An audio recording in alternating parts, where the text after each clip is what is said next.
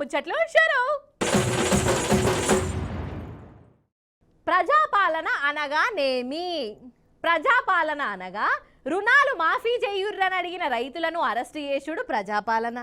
నిజాలు బయటికి తెచ్చే విలేకరుల మీద రుబాబు చేసుడు ప్రజాపాలన.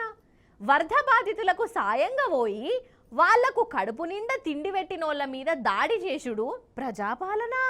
బడి పిలగాండ్లను రోడ్డు మీదికి పట్కచ్చుడు ప్రజాపాలన. చదువులు చెప్పే టీచర్ల కొలువు తీసేసుడు ప్రజాపాలన. సోషల్ మీడియాల తప్పులు ఎత్తి చూయించిన వాళ్ళను జైలుకు పంపుడు కూడా ప్రజాపాలననే. అయ్యో ఏందోళ్ళ గట్ల చూస్తాన్రు. కొన్నొద్దుల సంధి మన రాష్ట్రంలో జరుగుతున్న రామాయణం చూసి జనాలే ఇగో ఇట్లా ప్రజాపాలనకు గిదా అసలైన జవాబు అని అనుకుంటాండ్రు. పాండ్రి ముచ్చటేందో పురాగా చూసొద్దాం మనం, రండ్రి. కాదబ్బా, మన సీఎం రేవంత్ సారు వారు ముఖ్యమంత్రి కుర్చీల ఎక్కుడెక్కుడుతోనే ఏమన్నాడోల్లా, మాది ప్రజాపాలన, ఎవలన్నా మాట్లాడొచ్చు, ఏమన్నా చెప్పొచ్చు, తప్పైతే అడగాలే కడగాలే అని ఏమేమో అనే కదా. అయ్యో నిజమే కావచ్చు అని అనుకున్నాం అందరం. కానీ అసలైన ప్రజాపాలన అంటే ఏందో కండ్లకు గట్టినట్టు చూయిస్తున్నాడోల్లా. అయితే గీ సారు కొనదం దిలీప్ అని మన తెలంగాణ డిజిటల్ మాజీ డైరెక్టర్ సారు. అయితే తెలంగాణలో జనం పడుతున్న అవస్థ, వాళ్ళ గోస, రేవంత్ సారు ఎత్తన్న తప్పులు, ప్రభుత్వంతోని జనం పడుతున్న అవస్థలు ఇగో ఇవన్నీ సోషల్ మీడియాలో పెడతాండు. కథమిగా సారు మీద కండ్ల మంటతనం పెట్టుకున్నట్టున్నది. గట్లెట్లా అడుగుతాడు, గట్లెట్లా నిలదీస్తాడు, గట్లెట్లా తప్పులు ఎత్తి చూపుతాడు అని అనుకున్నారో ఏం పాడో గాని పోలీసులు అరెస్ట్ చేసిర్రు. గిదా ప్రజాపాలన అంటే? అరే ఇది తప్పు, జనం తక్లీఫ్లు పడతాన్రు అని చెప్పుడు కూడా తప్పేనా? కథకు నా వాడెత్తు.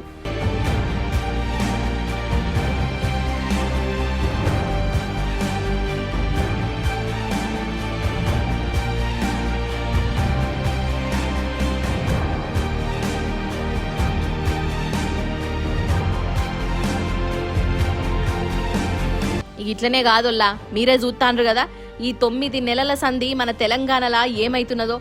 అంటే అరెస్టులు, అంటే కేసులు, ఇక లేకుంటేనేమో దాడులు, ఇక ఇదే కథ నడుస్తాంది. అంతెందుకొల్లా మొన్నటికి మొన్న రుణాలు మాఫీ మాకు కాలేదు సారు అని అడిగిన పాపానికి రైతుల మీద కేసులు కూడా పెట్టిరు, లాఠీ చార్జీలు చేసిరు. అరే ఎంత అన్యాయం వల్ల ఇది. ఇక సీఎం సొంత ఊరుకు పోయి నిజాలేందో బయట పెడదామని పోయిన మహిళా విలేకరులను ఎట్లా గోస ఉట్టించుకున్నారో మనం చూసినాం. ఆడపడుసులు చుట్టుముట్టు చేసి ఏడ్పించిరు. తెలంగాణ ఉద్యమ నాయకులు కొనతం దిలీప్ గారిని ఏ ఆధారం లేకుండా ఈరోజు 4 నుంచి 5 గంటల పాటు నిర్బంధించింది. ఆయన కుటుంబ సభ్యులతో ఆయనకు ఏమాత్రం కూడా కమ్యూనికేషన్ లేదు. మేము ఇక్కడికి వస్తే ఇక్కడి నుండి మరి పోలీసులు మాతో మాట్లాడడానికి కూడా సంబంధిత ఆఫీసర్లు ఇష్టంగా లేరు. ఏ ఆధారం ఉందో చూపించమంటే చూపించారు. తెలుగు స్క్రైబ్ అనే ట్విట్టర్ హ్యాండిల్కు కొనతం దిలీప్కు ఏ మాత్రం కూడా సంబంధం లేదు. అది ఉంటే ఎస్టాబ్లిష్ చేయండి, అదేమన్నా ఆధారం ఉంటే చూపించండి అంటే చూపించారు. ఏమనంటే రాష్ట్రంలో మత కలహాలు జరుగుతున్నాయి, తెలుగు స్క్రైబ్ ఒక న్యూస్ సర్క్యులేట్ చేసింది. ఆ న్యూస్ హ్యాండిల్ ఏదైతే ఉందో ట్విట్టర్ హ్యాండిల్, దానికి కొనతం దిలీప్కు సంబంధం ఉందంటారు. ఎట్లా సంబంధం ఉంది? ఎక్కడున్నది మీ దగ్గర ఆధారం? మీ దగ్గర ఉన్న ఆధారాలు చూపించండి. మీరు ఏమైనా ట్విట్టర్కి రాసిండ్రా లెటరు? ట్విట్టర్ మీకు ఏమైనా చెప్పిందా ఇది కొనతం దిలీప్కి సంబంధం ఉందని? ఏ మాత్రం ఆధారం లేకుండా తీసుకొచ్చి ఇలా కొనతం దిలీప్ గారిని కూసబెట్టిండ్రు. ఇక వరదలు వచ్చినాక జనానికి ప్రభుత్వం ఏ తీర్ల సాయంగా ఉంటుందో మనం కండ్లారా చూస్తూనే ఉన్నమాయే. ప్రభుత్వం చక్కగా చూడకున్నా కట్టుబట్టలతోని రోడ్ల మీదున్న వరద బాధితుల కాడికి బీఆర్ఎస్ లీడర్లే పోయి హిమ్మతిచ్చిరు. వాళ్లకు కడుపు నిండా తిండి పెడుతుంటే షెయి పార్టీ కార్యకర్తలతోని దాడులు చేయించిరు. ఇక పోలీసులేమో చిత్రం చూసినట్టు చూసిరట. ఇక ఇట్లా ఎప్పుకుంటా పోతే బొచ్చడున్నాయి. ఇక ఇవన్నీ దినాము చూస్తుంటే అరెస్టులు, కేసులు, దాడులతోని రేవంత్ సార్ చెప్పిన ప్రజాపాలన అనే మాటకు అసలైన అర్థం ఇదా అని నెత్తి పట్టుకుంటున్నటనొల్ల జనాలు. ఇప్పుడు కాదు కానీ వెనకట అంటే వెనకటనొల్ల నా చిన్నతనంలా పల్లెటూరుకు ఒక కారు వచ్చిందంటే జాలోల్లా జనాలందరూ ఇట్లా చిత్రంగా చూసేటోళ్ళు. ఇక పోరగాన్లేమో ఆ కారెంబడే ఉరికేటోళ్ళు. దుమ్ము ధూళి వస్తుంటే కూడా మురిసి ముప్పందం అయ్యేదోళ్ళ ఆ కారును చూసుకుంటా కదా. యాదున్నదా మీకు కూడా? అయితే అసాంటిదొల్ల ఇప్పుడు ఒక ఊర్లు కూడా కాదొల్లా, ఒక పొలంలోనే 2 గాలి మోటార్లు వచ్చి ఆగినాయి. ఎట్లుంటది కదా? అగో ఇట్లుంటది చూడుర్రి. అగగగగో అత్తంది దిగింది. చూసిర్రా గాలి మోటారు. ఇది గాలి మోటార్ల డిపోలా అని అనుకోగల్లా ఇంత కాదు కాదోల్లా పంట పొలాలల్లా ఆగిందుల్లా. అది కూడా 2 గాలి మోటార్లు ఒకదాని వెనుక ఒక టచ్ ఆగినాయి.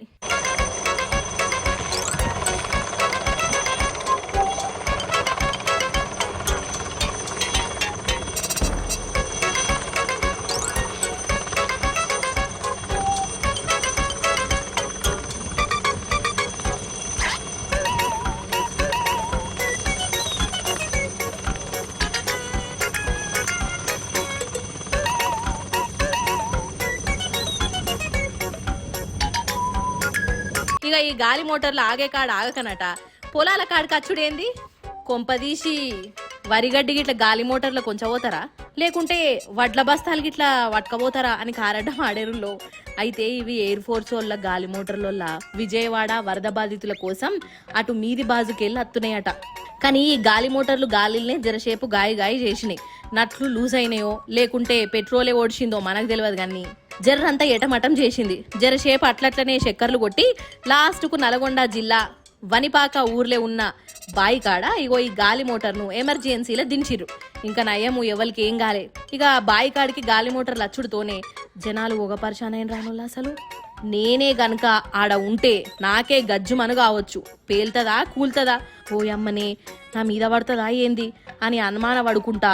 ఇక అసలు ముచ్చట ఎరకైనాక బాయికాడ పనిచేసే జనాలు గాలి మోటార్ కాడికి పోయి దాన్ని ముట్టుకుంటా మురిసిపోయిర్రు. మా ఊరికి గాలి మోటార్లు వచ్చినాయి అహో, మా పొలంలోనే గాలి మోటార్లు తిరుగుతున్నాయి అహో అని ఒక సంబరపడ్డరా.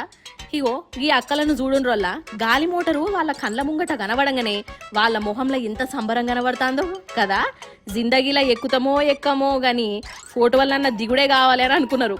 మొత్తానికి పల్లెటూరుకు 2 గాలి మోటార్లు వచ్చి జరసేపు ఇగో ఈ తీర్ల పరిశాన్ చేసినాయి.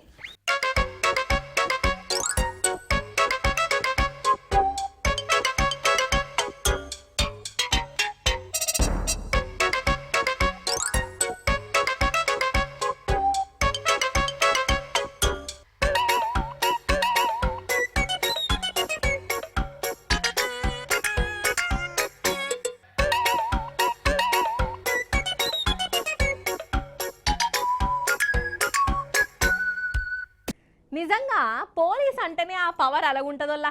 ఎంత టోళ్ళు అయినా కానీ పోలీసు డ్రెస్ వేసుకున్న వాళ్ళని చూస్తే మాత్రం మీదికి కనబడకున్నా లోపట్నన్నా భయపడతారు. పోలీసు డ్రెస్కున్న పవరు అసాంటిదే మరి.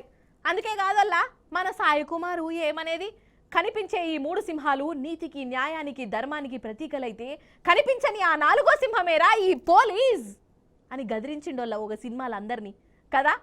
ఇగో ఈ డైలాగు బాగా పట్టుకున్నట్టున్నాడోల్లా ఒకడు. ఏం చేసిండో ఎరికేనా? చూడురి ఏం చేసిండో. ఇగో ఈడ నెత్తికి వరకు కాగితం కప్పుకొని పోలీసు వాళ్ళ నడమ నిల్చున్నాడు చూడురోల్లా. దిష్టి బొమ్మ లెక్క. వీడు పోలీసట. అంటే ఒరిజినల్ పోలీసు కాదు, ఉత్తుత్తి పోలీసు. ఇక వీని కళాపోషణ ఎట్లుంటదో నేను చెప్తా. వీడు వరంగలోడు. వీని మనసుకు ఏమనిపించిందో ఏం పాడో ఒక పోలీసు డ్రెస్ కొనుకొచ్చుకున్నాడు, ఐడి కార్డు తయారు చేసుకున్నాడు. నేనే పోలీసు, నా పేరే పోలీసు అనుకుంటా జనాలను ఆపి వాళ్ళ దగ్గర వీళ్ళ దగ్గర పైసలు వసూలు చేసిండట. ఇక పబ్లిక్ నమ్మేందుకు ఒక కారు కూడా ఎంబడి తెచ్చుకునేది. అగో నెంబర్ చూడు, ఫ్యాన్సీ నెంబర్. ఇంకా ఇక ఇది కూడా దొంగ కారే కావచ్చు. అయితే జనాలు మంచిగా నమ్ముతున్నారు కదా, ఈ దందేందో మంచిగానే ఉన్నది, మస్తు గిట్టుబాటు అయితాంది. ఇక గిట్లనే 3 పువ్వులు 6 కాయలు లెక్క వెలిగిపోవాలి, దేవుణ్ణి మొక్కాలే అని అనుకున్నాడు కావచ్చు. శ్రీశైలం మల్లన్న గుడికి పోయిండోల్లా. ఇక ఆడ చూడు ఇంకా పెద్ద బిల్డప్. పోలీసు అనుకుంటా ఐడి కార్డులు చూయించుకుంటా విఐపి దర్శనం చేసుకునే ఉపాయం చేసిండు. కానీ వీని ఓవర్ యాక్షన్ కు గుడి కాన్నే ఉన్న ఆఫీసర్లకు ఎందుకో అనుమానం కొట్టింది. ఎంక్వైరీ చేస్తే ఇగో దొంగ పోలీస్ అని నాటకము ఇట్లా బయటపడ్డది. వీడు చేసిన కథలు కళాపోషణలు ఒరిజినల్ పోలీస్ సారు చెప్తాడు. 3 ముక్కలలో ఇనుండ్రి. తెలంగాణ రాష్ట్రము వరంగల్కు చెందిన కుసుమ ప్రశాంత్ అనే అతను మా దగ్గరికి వచ్చి, నేను సైబరాబాద్ కమిషనరేట్లో ఆర్ఎస్ఐగా పనిచేస్తున్నాను, నాకు విఐపి దర్శనం కావాలి, అదేవిధంగా పోలీస్ గెస్ట్ హౌస్లో ప్రోటోకాల్ రూమ్ కావాలని చెప్పి అడగడం జరిగింది. సరే పోలీస్ కదని చెప్పేసి మనం రూమ్ ఇప్పించి దర్శనం చేయడం జరిగింది. తీరా అతని ప్రవర్తన బట్టి చూస్తే అతను ఆర్ఎస్ఐ కాదని చెప్పేసి ఒక ఫేక్ పోలీస్ ఆఫీసర్ అని చెప్పి తెలియడం జరిగింది. అదేవిధంగా అతని గురించి ఎంక్వైరీ చేయడం చేస్తే ఇంతకుముందు కూడా ఇతను ఇదే విధంగా నేను ఆర్ఎస్ఐ అని చెప్పేసి పోలీస్ స్టేషన్లో మధ్యస్థం చేస్తానని చెప్పేసి గట్కేశ్వర్ పోలీస్ స్టేషన్ లిమిట్స్లో ఒక వ్యక్తి దగ్గర 40,000 ఫోన్పే కూడా చేసుకున్నాడు.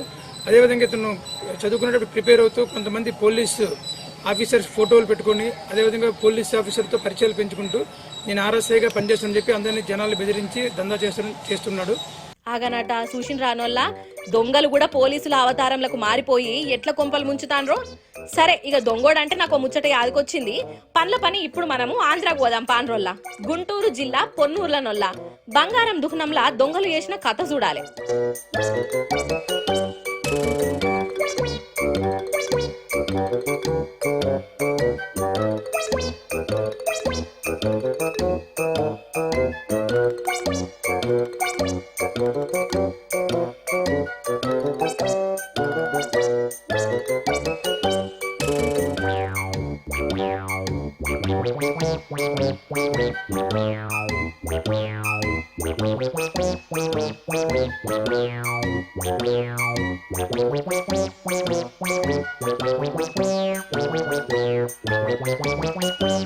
చూసిర్రా, మంచిగా షటర్ లావట్టి దుకాణంలో జొచ్చి లూటి వేసిర్రు.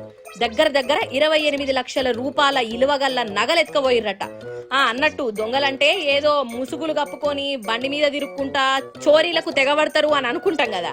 కానీ ఈ పొన్నూరు దొంగలు మంచిగా ఫార్చునర్ కార్ల దర్జాగా వచ్చి ఆఫీసర్ల లెక్క బిల్డప్ ఇచ్చి ఇగో ఇట్లా పోతం చేసిపోతారట. కానీ ఈ దర్జా దొంగలు జనాలకు దొరికిరుల్లో వాళ్ళు ఈపు సాపు వేసి పోలీసులకు అప్పచెప్పిరు. అగా చూడవు, వీడే ఆ ఫార్చునర్ కార్లు వచ్చి దొంగతనాలు చేసే దేడి దిమాగ్గాడు. చూసిర్రా ఎట్లా మోపైర్రో దొంగలు. అయినా జమానానే గిట్లా మారిపోయింది పటు. మంచోడెవడో మంది కొంపలు ముంచేటోడు ఎవడో ఏమి సమజ్ కాకుండానే అయితాంది.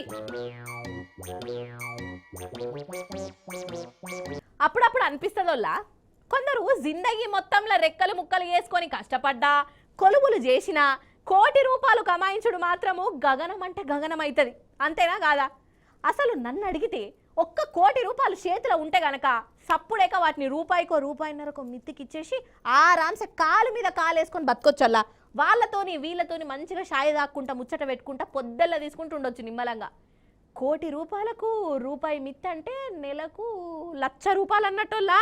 అంటే దినమంతా దిమాకులు ఖరాబు చేసుకునే సాఫ్ట్వేర్ వాళ్ళంతా టోళ్ళ జీతం అన్నట్టు.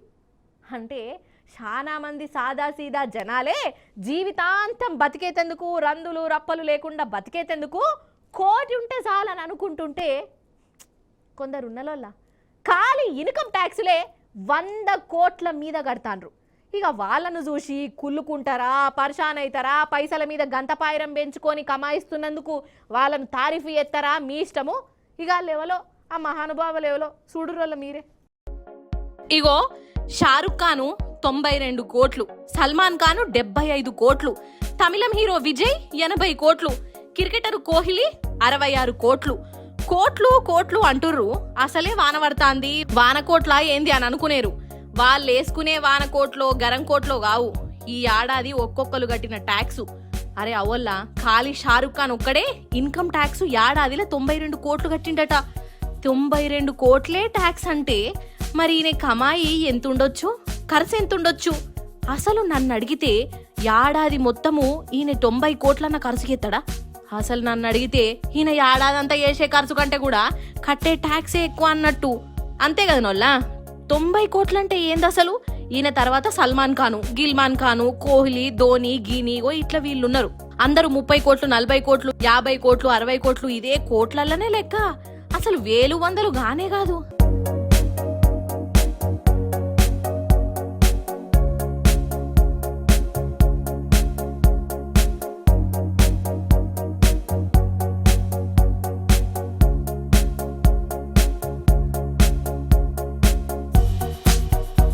మరి వీళ్ళు ట్యాక్స్ కట్టంగా కడమ పైసలు ఏం చేస్తారు కావచ్చు అలా నాకు తెలియకడుగుతా.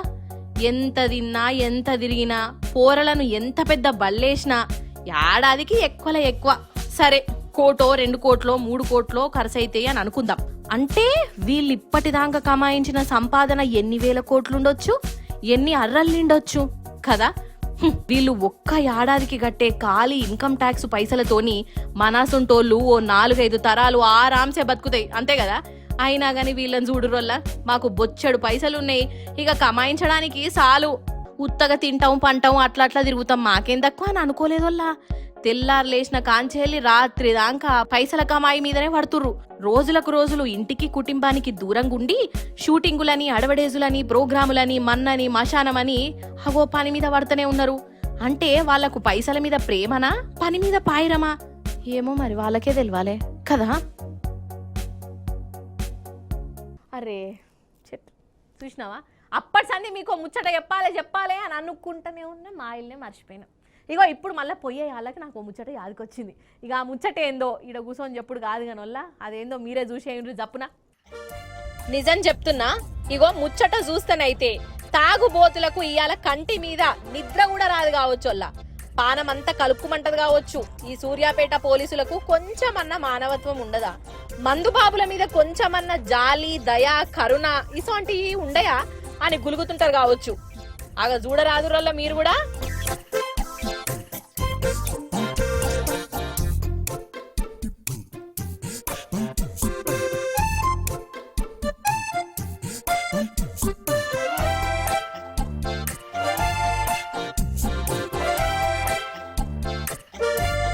వామ్మో చూసిర్రా, మందు బాటళ్ళు బీర్లు బ్రాండీ పవ్వలు ఓయమ్మనే ఖాళీ సీసాలు కావోళ్ళు ఫుల్లు బాటిల్లే మందున్నది.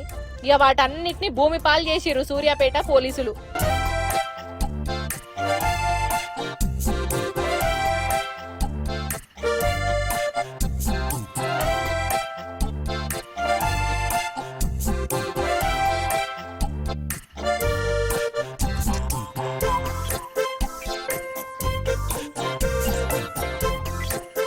మరి ఇన్నిగనం బాటలు ఎందుకు గిట్ల వేస్ట్ చేసుడు?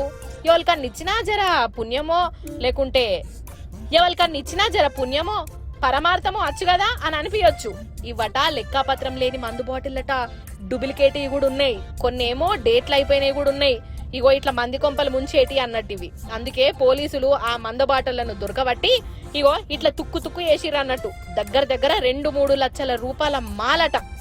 ఇగో ఇట్లా అయిపోయింది కథ.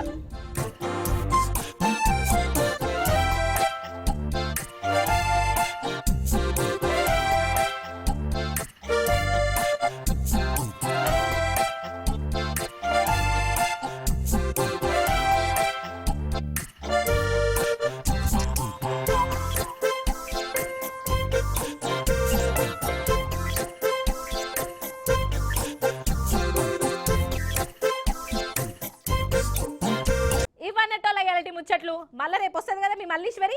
అప్పుడు వచ్చేటప్పుడు ఇంకిన్ని ముచ్చట్లతో కలుస్తుంది. అప్పటిదాకా మీరైతే చూస్తూనే ఉండు టీ న్యూస్. నేను